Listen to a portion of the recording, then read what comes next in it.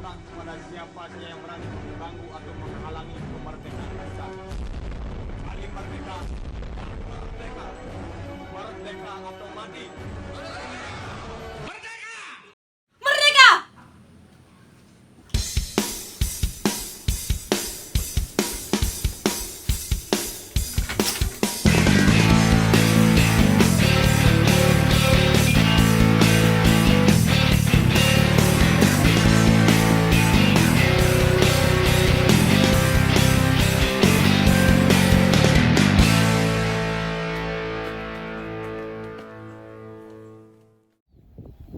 Swastiastu. Hai viewers, perkenalkan nama aku Niputu Diahayu Rismayanti. Kali ini aku akan mengajak kalian untuk mengunjungi situs monumen yang berada di Banjar Munduk Malang, Desa Dalang, Kecamatan Slemadeg Timur. Penasaran? Ikuti terus ya. Hamparan ladang jagung telah menjadi saksi sejarah di mana pada malam Kelabu tanggal 20 November 1946, gelora pasukan gabungan I Gusti Ngurah Rai berkobar walau harus dibayar dengan nyawa. Ya, marga Rana pasti sudah tidak asing lagi di masyarakat Kabupaten Tabanan dan Bali pada umumnya. Namun, saya rasa tidak semua dari kita mengetahui persis asal-muasal perang ini. Untuk itu, saya akan mengajak kalian semua untuk menelusuri cikal bakal perang Puputan Margarana yang telah banyak dilupakan orang. Kita akan mulai dengan situs-situs kecil yang berada di antara Desa Gadungan dengan Desa Bantas. Check it out! Viewers, kita sudah sampai di salah satu situs perjuangan yang dijadikan monumen. Di tempat ini sebenarnya ada dua monumen. Yang pertama, yang ini dan satunya lagi di seberang sungai sana. Nah, beginilah kondisi di sekitar monumen ini. Kurang terawat dan di sekitarnya dijadikan sebagai tempat bongkar muat. Tempat ini dijadikan monumen untuk memperingati terjadinya insiden yang tidak seimbang antara pasukan Belanda yang membawa senjata lengkap di bawah sana dengan pasukan kita yang hanya membawa senjata bambu runcing di atas tebing sana.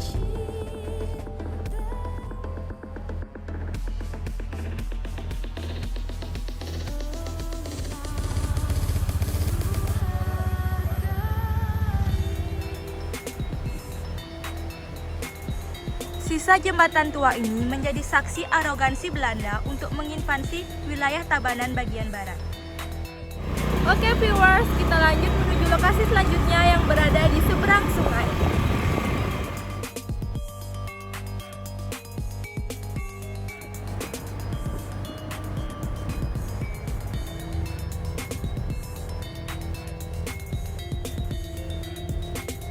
Kita sudah sampai di monumen yang kedua. Seperti yang tadi saya bilang, letaknya tepat di seberang monumen yang pertama. Di monumen ini, pasukan kita melawan dengan senjata seadanya berupa bambu runcing dan anyaman yang terbuat dari daun pohon kelapa yang diisi penuh dengan batu. Dan di seberang sana, pasukan Belanda sudah siap melawan dengan senjata yang lengkap.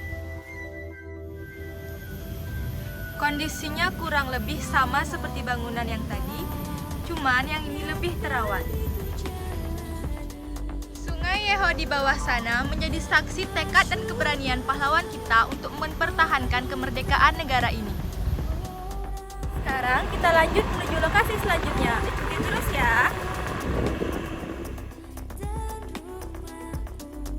Nah, ada yang menarik nih viewers. Konon, penamaan Desa Gadungan erat kaitannya dengan kesulitan penjajah menguasai desa ini, sehingga dinamai Desa Gadungan yang berarti palsu. Palsu karena susah diakses. Di tengah-tengah Desa Gadungan juga dibangun sebuah monumen untuk memperingati pertempuran pasukan resimen Ngurah Rai melawan Nika pada tanggal 14 Mei 1946. Di desa ini, Nika sampai harus mendirikan 2 tangsi militer hanya untuk mengejar pasukan I Gusti Ngurah Rai. Nah viewers, kita akan lanjut menuju situs utama kita yang berada di Desa Dalang. Dan inilah alma mater saya, SMP Negeri 3 Slemadeg Timur. Hai guys! Akses menuju monumen ini memang tidak terlalu mulus, yang barangkali sudah harus mendapat perhatian dari pihak terkait.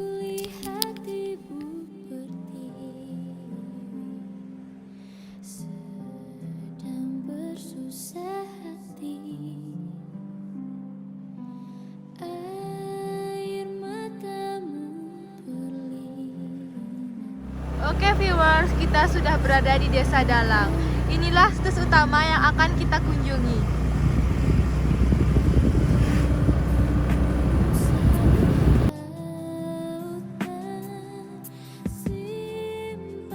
Oke viewers, kita sudah sampai di markas besar umum.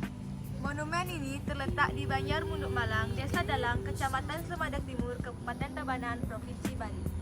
Monumen ini terletak di antara ketinggian 0 sampai 22.276 mdpl. Monumen ini berjarak 11,6 km dari Tabanan atau berjarak 36,5 km dari Denpasar ke arah barat laut.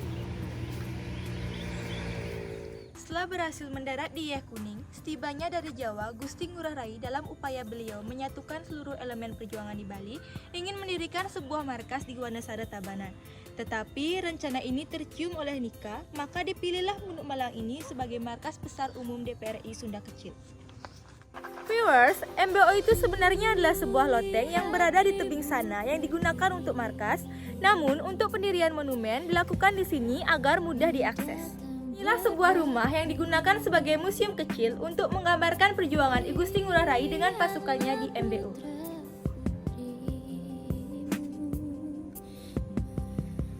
Bangunannya cukup sederhana dan di dalamnya terdapat foto I Gusti Ngurah Rai dengan pasukannya.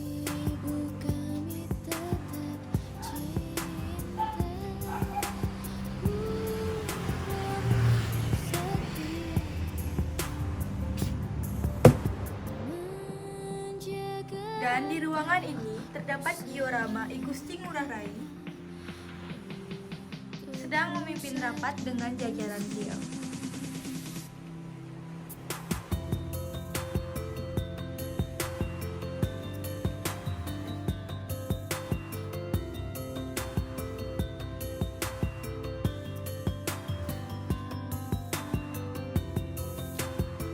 Selama di MBO ini, I Gusti Ngurah Rai banyak berbaur dengan masyarakat. Masyarakat pun dengan sukarela menyumbangkan ternak mereka untuk logistik perjuangan. Setelah dari MBO ini, I Gusti Ngurah Rai dan pasukannya melakukan long march menuju kaki Gunung Agung. Namun, dalam perjalanannya, beliau akhirnya gugur pada tanggal 20 November 1946 dalam Perang Kukutan Margarana. Inilah struktur organisasi MBO DPR RI Sunda Kecil.